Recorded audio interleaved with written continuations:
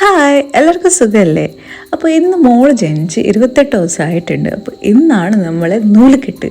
അപ്പോൾ ഞാനിതാ റെഡിയായി. അതിൻ്റെ മുന്നേ തന്നെ കുഞ്ഞുമോളും റെഡി ആയിട്ടുണ്ട്. എനിക്ക് ഭയങ്കര ഇഷ്ടമാണ് ഒരു കുട്ടി പാവാടയും ബ്ലൗസും ഇടിപ്പിക്കണമെന്ന്. പക്ഷെ സൈസിൻ്റെ ചെറിയ ഇഷ്യൂ ആയതുകൊണ്ട് ഞാനിതാ സെറ്റ് സാരിയുടെ ഫ്രോക്കിലൊന്നും. അങ്ങനെ ഞാനും മോളും റെഡി ആയിട്ട് താഴെ ചെന്നപ്പോണ്ട് ഏട്ടൻ്റെ വീട്ടിൽ നിന്ന് എല്ലാവരും എത്തിയിട്ടുണ്ടായിരുന്നു. കുഞ്ഞുമോളെ കാണാൻ വേണ്ടിയിട്ട് കുഞ്ഞുമോളെ പൊന്നു മേമതാ കൊൽക്കത്തയിൽ നിന്ന് പറഞ്ഞെത്തിയിട്ടുണ്ടായിരുന്നു. മേമ കുഞ്ഞുമോളെ കൊഞ്ചിച്ചുകൊണ്ടിരിക്കുമ്പോൾ ഉണ്ട് അമ്മ വിളിക്കുന്ന മുഹൂർത്തത്തിന് ടൈമായി. മോളെ പിന്നെ പൊന്നുമേമ ഏട്ടൻ്റെ കയ്യിലിങ്ങ് കൊടുത്തു. എന്നിട്ട് നമ്മൾ പാൽ കൊടുക്കേണ്ട ചടങ്ങ് തുടങ്ങി. ആദ്യം ഏട്ടനാണ് മോക്ക് പാൽ കൊടുത്തത്. എന്നിട്ട് മോളെ ചെവിട്ടിൽ ഏട്ടൻ പേര് പറഞ്ഞു, നിവ. നിവയാണ് നമ്മൾ മോൾ കെട്ടിരിക്കുന്ന പേര്.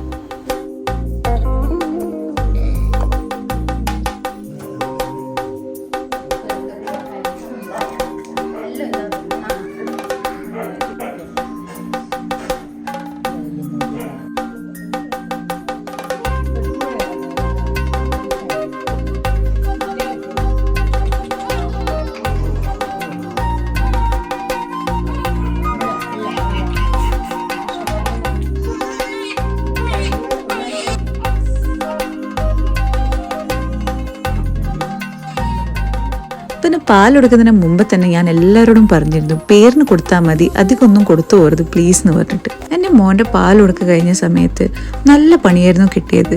എന്നുവെച്ചാൽ കൗ മിൽക്കിൽ പ്രോട്ടീൻ കണ്ടന്റ് കുറച്ച് കൂടുതലായതുകൊണ്ട് തന്നെ കുഞ്ഞു ബേബീസിന് ഡൈജസ്റ്റ് ചെയ്യാൻ ഹാർഡാണ്. അതുകൊണ്ട് മോന് ഫീവറും ടമ്മി പ്രോബ്സ് എല്ലാം ഉണ്ടായിരുന്നു. ആ സമയത്ത് നമ്മളെല്ലാവരും പേടിച്ചു വരുന്നു.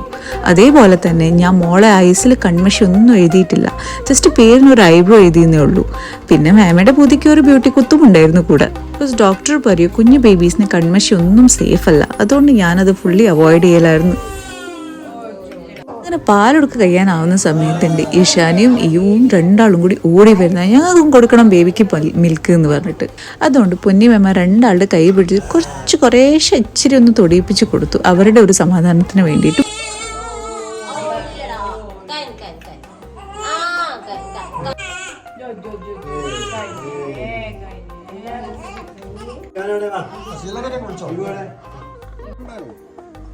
എല്ലാം കഴിഞ്ഞപ്പോൾ പുറത്ത് ഫുഡിന് വേണ്ടി ഇല തുടച്ച് സെറ്റാക്കലാണ് പപ്പയും ബാബു അങ്കിളും കൂടി.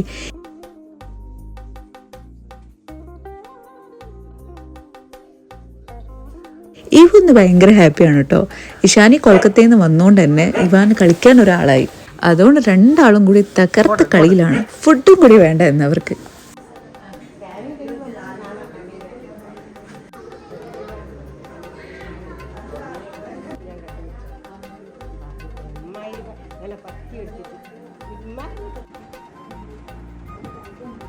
പുറത്തു പോയി എല്ലാവരോടും സംസാരിച്ച് തിരിച്ചു വരുമ്പോൾ കാണുന്ന കാഴ്ചത ഇത്. ഡെക്കറേഷൻ ചെയ്യുന്ന എല്ലാ ബലൂൺസ് എടുത്ത് അടിച്ച് പൊളിച്ച് രണ്ടാളും കൂടി ഇരുന്ന് പൊട്ടിക്കലായിരുന്നു.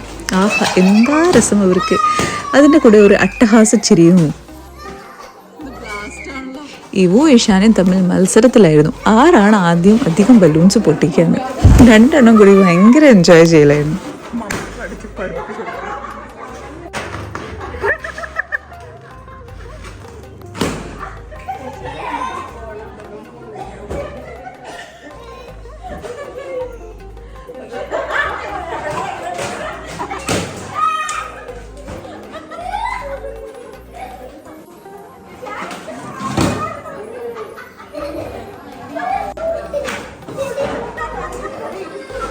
കുറച്ച് നേരം അവരുടെ കുർത്തക്കേടൊക്കെ കണ്ടിട്ട് നല്ലോണം ചിരിച്ചിട്ട് ഞാനതാ തിരിച്ച് റൂമിലോട്ടേക്ക് പോയി.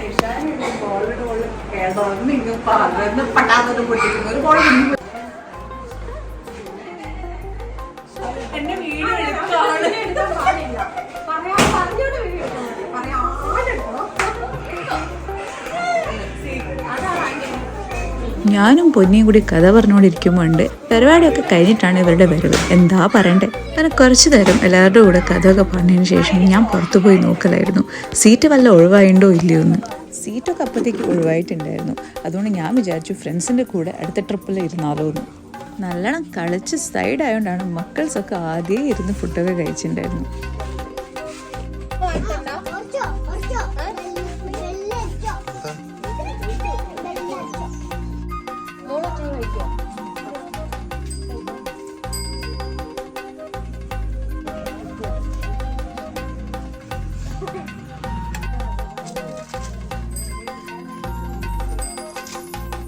അങ്ങനെ നമ്മൾ ഈ കുട്ടി പരിപാടി നല്ല അടിപൊളിയായിട്ട് കഴിഞ്ഞു. എന്നാ ശരി, ഇനി അടുത്ത വീഡിയോ കാണാം. അതുവരെ ബൈ, ടേക്ക് കെയർ.